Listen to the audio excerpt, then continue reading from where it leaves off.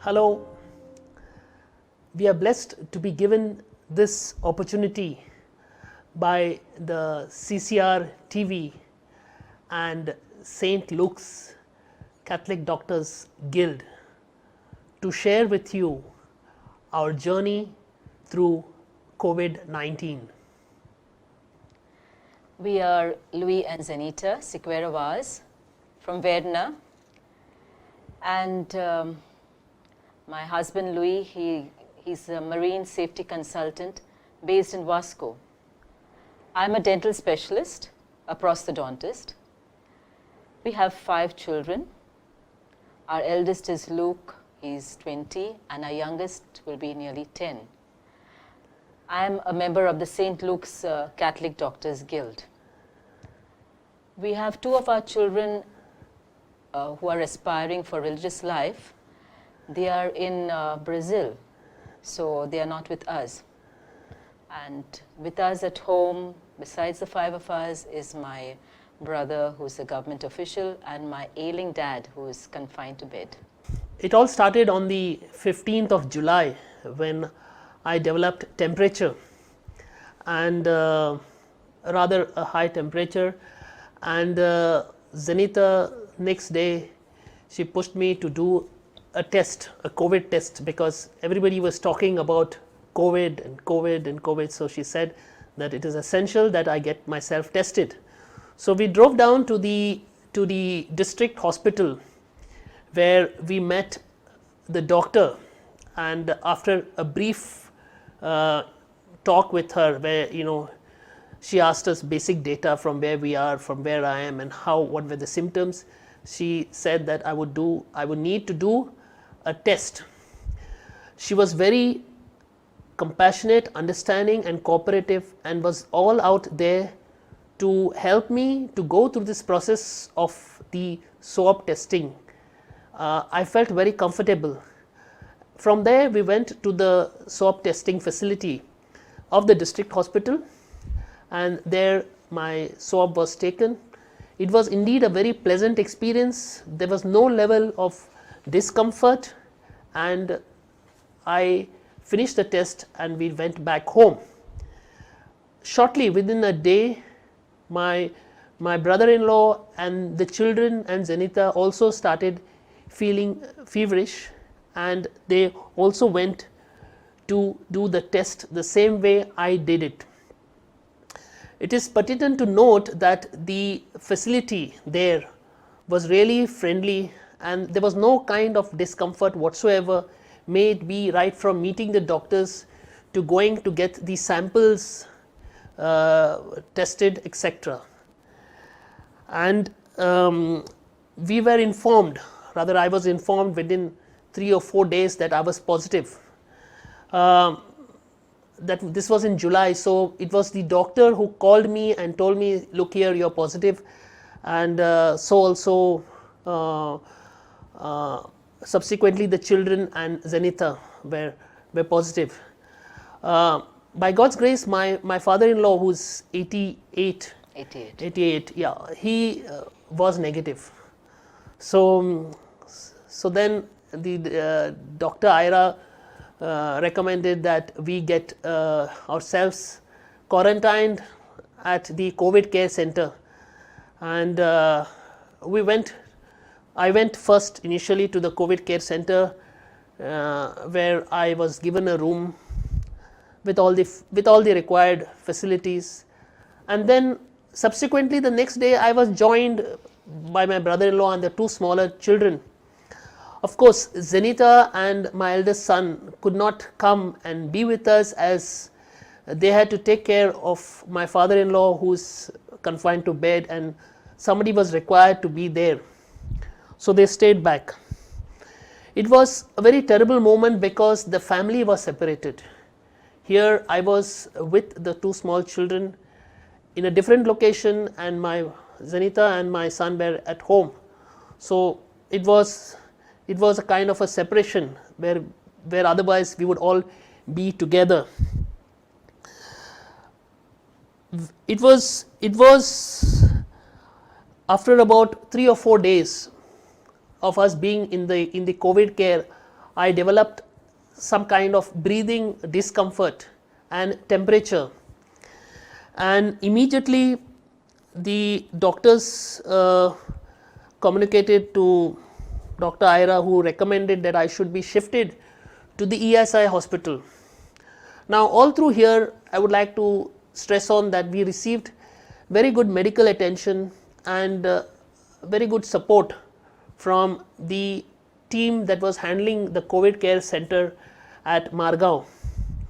So, here I was at about 10 o'clock or 11 o'clock in the night, being shifted from the COVID care facility to the ESI hospital. That was again now another pain of separation, because we were at 3 locations. I was at the COVID care, COVID hospital, the children along with my brother-in-law were in the COVID care, and Zanita was at home. So, the pain of separation was very difficult to handle. Here also I would like to inform that the oxygen levels, my oxygen levels were dropping, and so that was a cause of concern for the doctors who were attending on to me.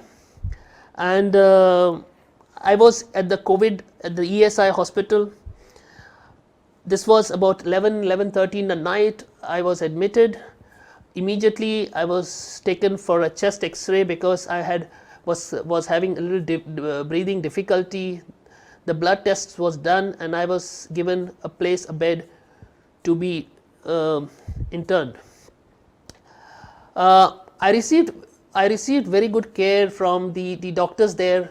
In fact, the doctors who admitted me at midnight were still working till I think 5 or 6 p.m. the next day, and there was such a heavy load of people coming in, people getting admitted, etc.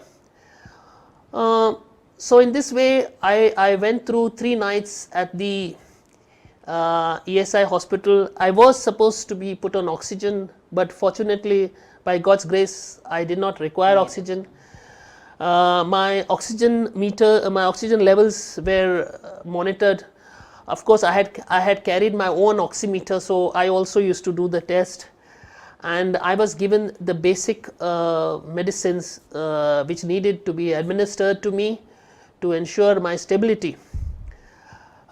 This was about 3 or 4 days which I spent here at the ESI hospital, and after that I was discharged, and so also were my children and my brother-in-law from the COVID care, because the home quarantine had just about to begin.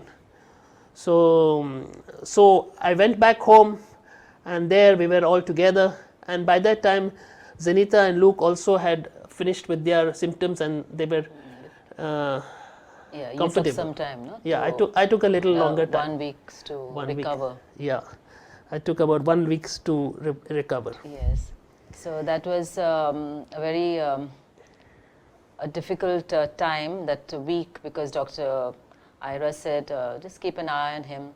And now when you look in retrospect, I realize it could have gone anyway, whichever. Yes. So when I came home minus 8 kilos. So although I put in already 4, I'm still minus 4. So Zanita was given strict instructions to make sure that I get whatever I like to eat, whatever food I like to eat, and absolutely no restrictions on anything. As Louis was narrating his symptoms, they were moderately severe, we could say. The rest of us, by God's grace, we didn't have many symptoms. It was like, you could call it in nowadays terms, mild or asymptomatic. So we had a fever, we had a very strong viral flu type of symptoms. That means fever, headache, weakness. Weakness was very pronounced. It took nearly maybe 15 days for us to feel really back to our normal selves.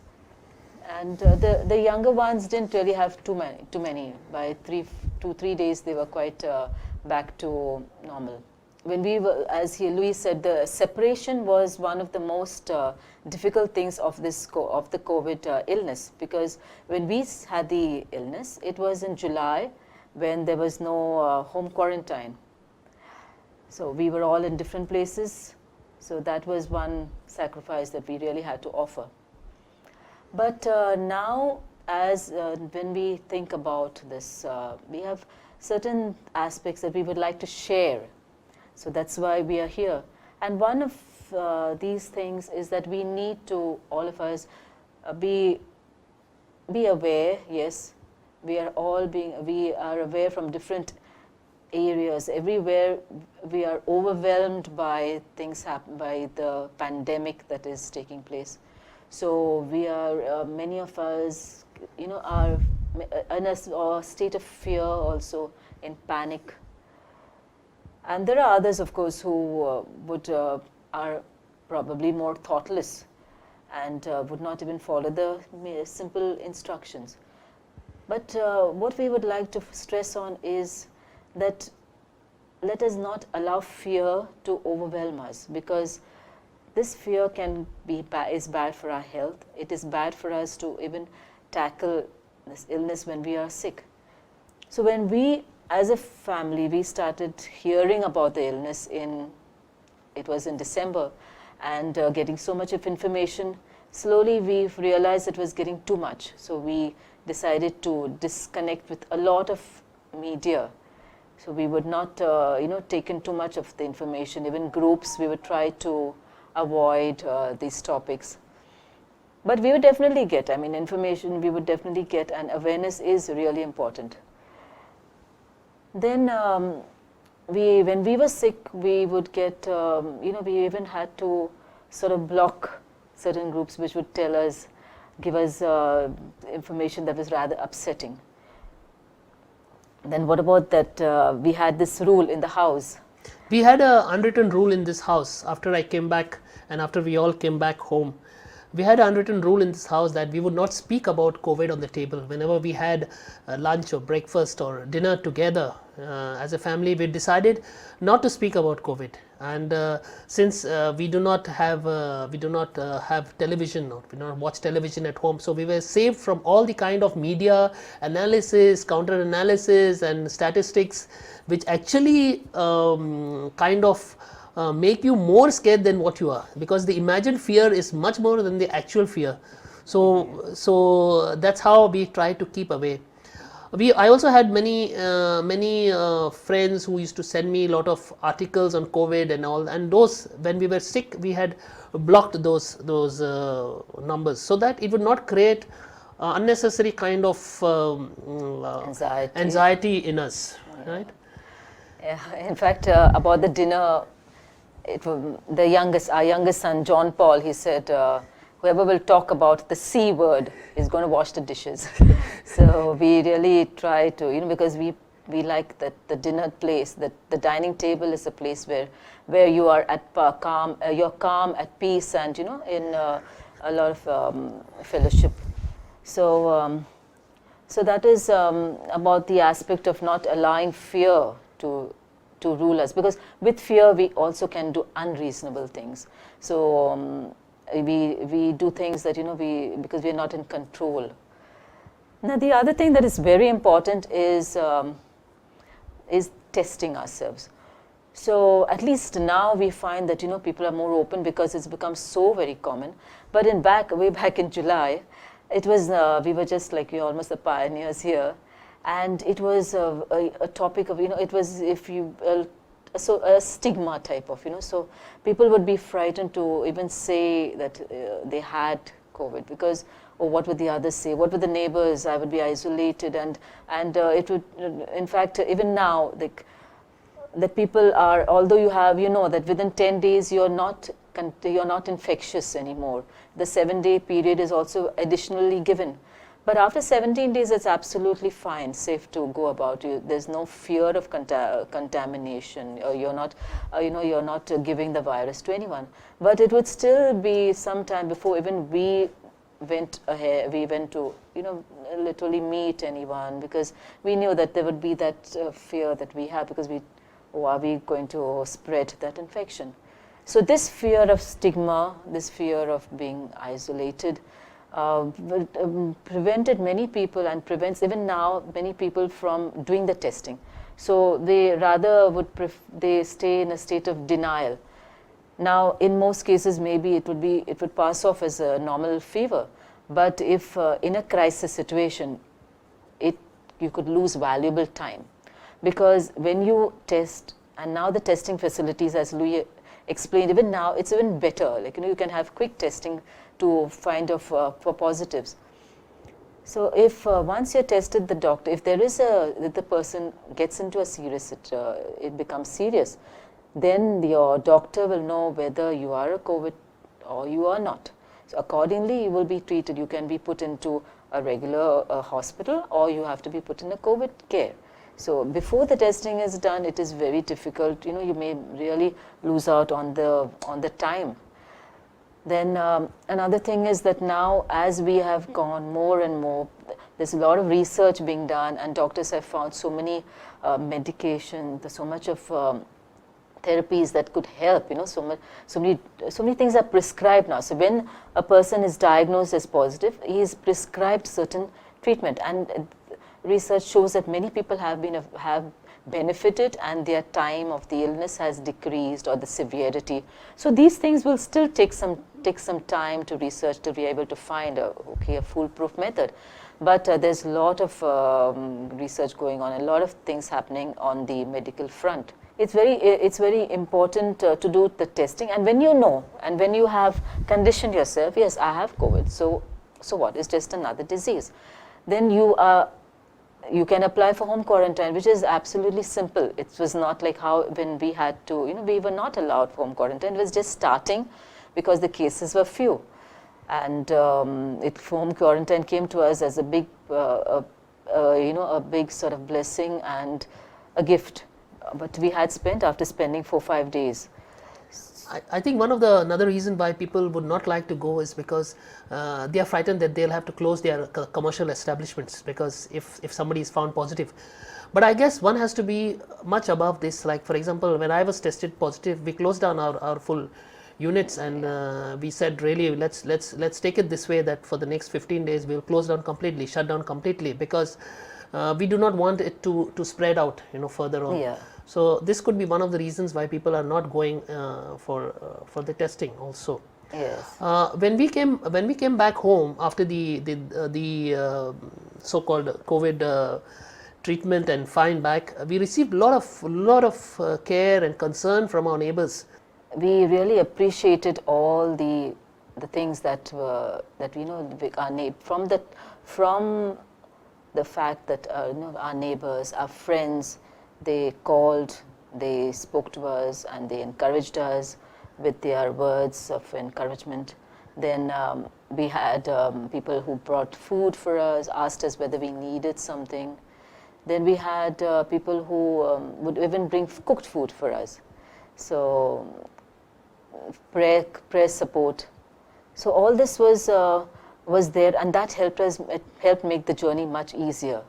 So in fact, when you are open about it, when you go in for testing, you know that you've had it, then you are able to, you open the doors for others to give you, to help you. Each one in different ways, we find that we were touched.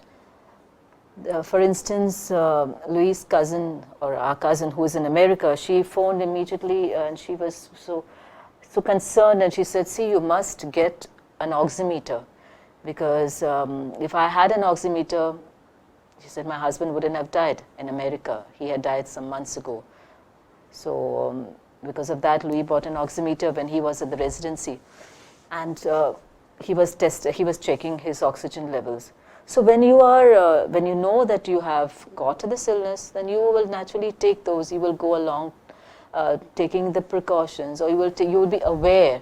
So you are also aware of the symptoms. So that's what the doctors will tell you, that you need to check every day your sugar, your oxygen level, your temperature, and be in touch with them, with the doctor. So either the doctor from the health department will be assigned to you.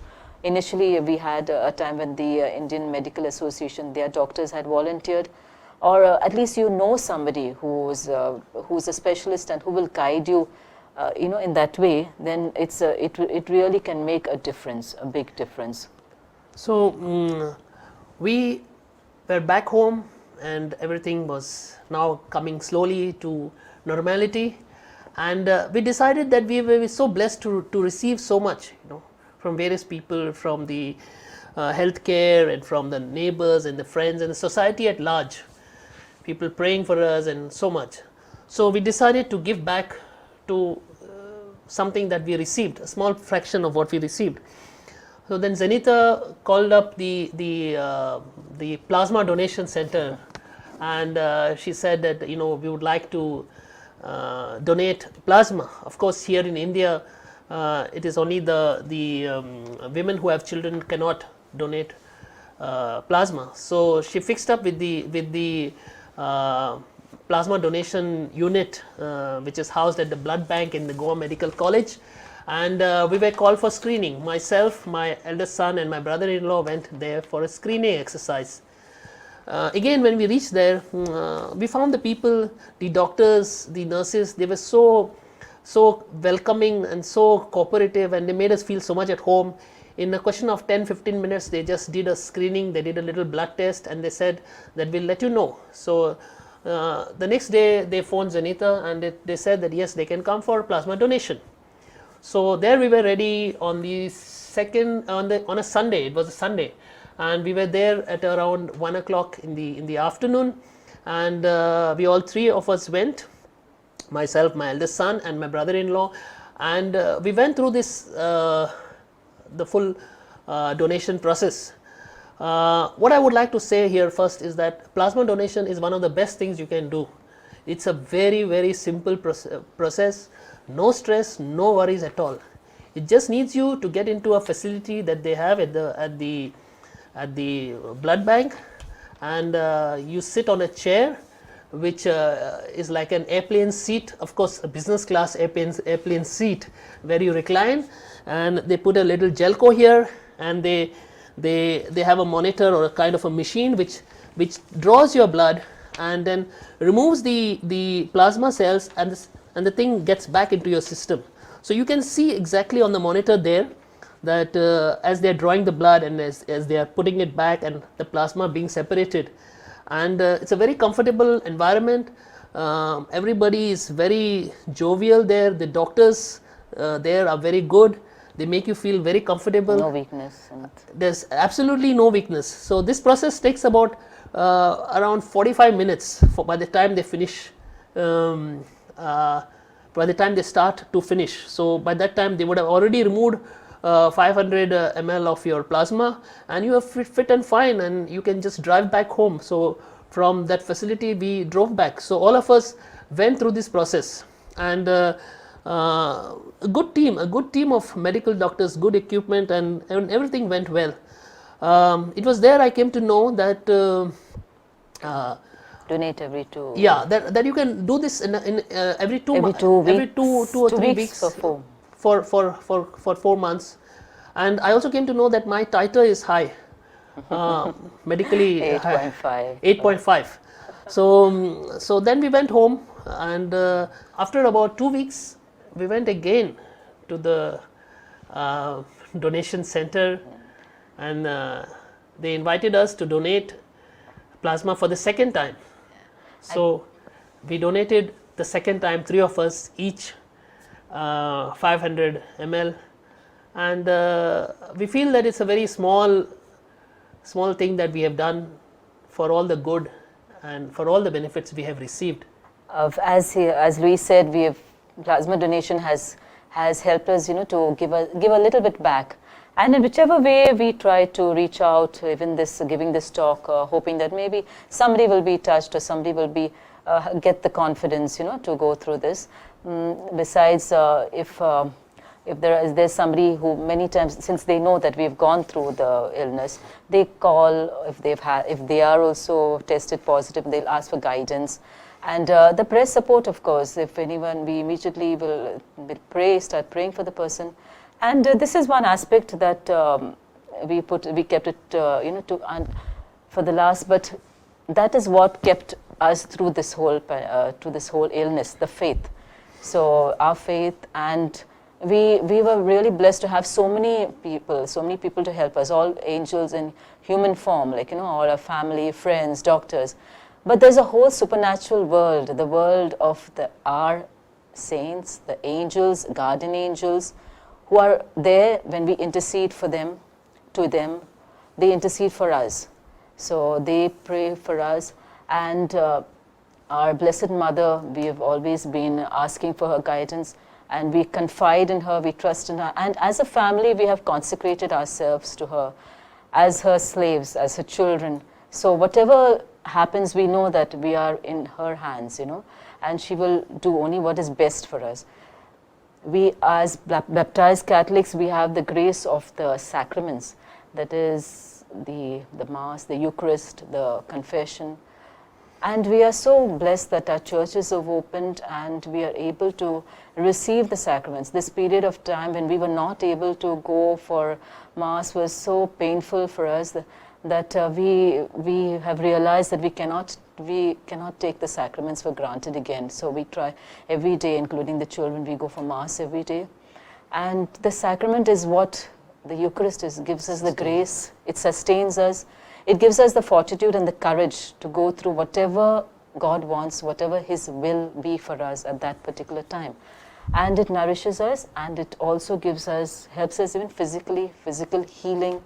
So we are really blessed to have all the spiritual, you know, the means for us to overcome anything that can come our way. So through this pandemic has been a blessing to us, that we have learned, you know, that we are into that as the whole world suffers and goes through this crisis, that all of us united in whichever way that we are called, whatever our mission may be. So we see what is our mission, and this has given us a chance to introspect and find out whether we are, you know, we are doing what we have been called for our mission on earth, to trying to be just a little part of in contributing to the society. And we have also, what is most important is preparing. It has given us a chance to prepare our souls through the sacraments for that life that really matters, you know, for the life of eternity. So we hope that we have been able to give a little bit perspective of what has happened. And thank you very much. Thank you all for your attention. Yes. So God bless.